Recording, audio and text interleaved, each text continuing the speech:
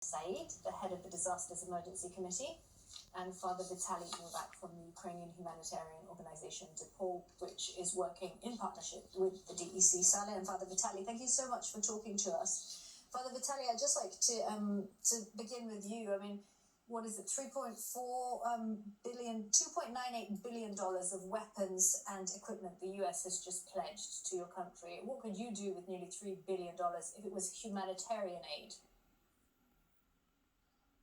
If it was humanitarian aid, of course, we can involve more people to creating our nets of volunteers to cover and help those who are in need, because we know over 16 million people left their homes and they are in need in the basic life-saving items like food, medicine, and of course the roof and secure place. But in that way that all the support is coming, we already are so very thankful to every kind of support, because without that, we are not here after 6 months. Without your support, without any kind of support that we receive from those who are in solidarity with us, we will be not here today and we will not celebrate our independence. But as I understand now, after all these 6 months, when we were feeling that we are tired, we are not able to continue, this day of independence say us that there is a reason, and all kind of help is giving us more and more hope. Father Vitaliy, it's difficult for us to actually even comprehend what you're going through. So thank you so much for talking to us this afternoon. Saleh, in my intro there, I said, as is so often the case in the humanitarian world, more has been pledged than has actually been given. But you must have been heartened in some way when you saw the response to the Ukrainian appeal, both in the UK and wider internationally, really. Well, absolutely. The Disasters Emergency Committee, the DEC, has been able to mobilise so many organisations and the great British public to donate to this appeal and to stand in solidarity with the people of Ukraine. In the 6 months the appeal has been open, we've raised an incredible £380 million.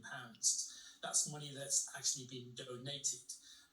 And of course, there are still some small amounts of pledges to come in, but the vast majority has landed with the DEC, and already £80 million has been budgeted over the first 6 months to supply essential aid, providing cash vouchers so people inside Ukraine and surrounding countries can spend and buy the things they need, such as food, water and medication. We've also supported clinics, health centres, and crucially also the most vulnerable with trauma care and health care. So the money that people have donated is making a huge difference on the ground.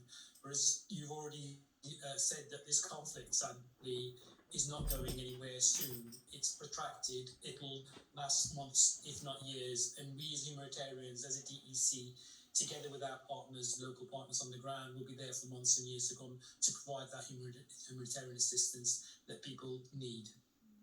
Father Vitaliy, the last 6 months, what have they been like for you? As the Russians invaded, we saw the first waves of people fleeing their homes, and then it's progressed, really, hasn't it, from more of a disaster to a long-term humanitarian issue? During this last 6 months, when I saw from West Ukraine to East, everywhere are in the internally displaced people, in every city, in every small villages. And as I went more to East and South, especially Kharkiv, I saw what results brings this war, this conflict, this shooting and shelling every day to the normal life of people who they have before 24. And after 24 February, changed completely everything. So now, the more I travel, the more I'm here present with people, I see the more and more problems that are coming, that are facing regularly simple people, those who are not able to move, to run away from their homes. So we started, first of all, where I see that these people need presence of somebody in all this very hard situation that we live here now.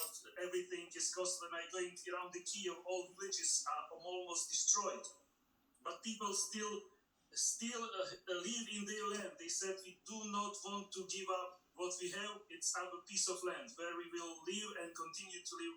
Doesn't matter how difficult it is.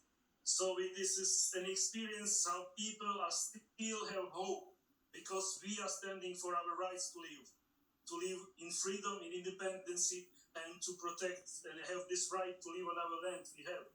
So this encourages me. So I was thinking that we are tired, but after today's celebration of our independence, again, everybody in our community, we said we are not tired yet. We are continue, because we know for what value we are fighting for. This is our freedom, our right to live on our land. And so it's been 6 months now. Do you think that it's also important that people outside of Ukraine aren't tired, that there isn't that apathy towards the relief effort in Ukraine, and that people continue to give to organizations like yourselves? Absolutely. As Father Vitaliy said, the deeds remain, and they are playing more than their part. They are the real heroes, the Ukrainian volunteers on the front line, delivering aid at their own risk to their lives and to their families. So we need to stand alongside them to ensure that we continue to raise funds, continue to supply the resources in order that people receive the shelter, the food, the medical care, and everything else they need in terms of humanitarian assistance. So we must acknowledge they are the first responders, and they continue to be there on the front line providing humanitarian assistance. And we will continue here in the UK and elsewhere to support them with that humanitarian aid they need. So what is the best thing for people to do if they still do want to get involved? Should they get in touch with your organisation, or what do you do? So we would urge people just to go onto our website. They can search the Disasters and Mercy Committee online, or just go onto dec.org.uk and they can donate there.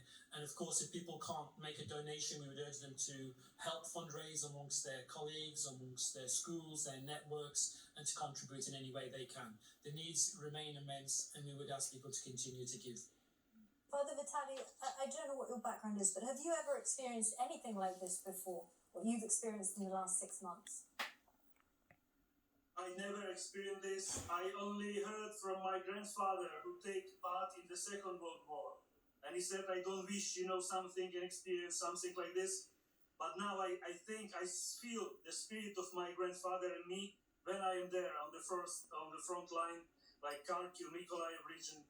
And I want to use this opportunity to thank you, all of you who are supporting and helping us in any kind of help or support, spiritual or material. We are so humble and very, very thankful. Only as I said many times, in misfortune, you realize who is your real friend. And all these people who are supporting us, you are our friends, because you stand with us. And you are not tired yet, as I know exactly, because donations are coming, your calls, phone calls are coming to us, supporting us. So it means that we are not alone.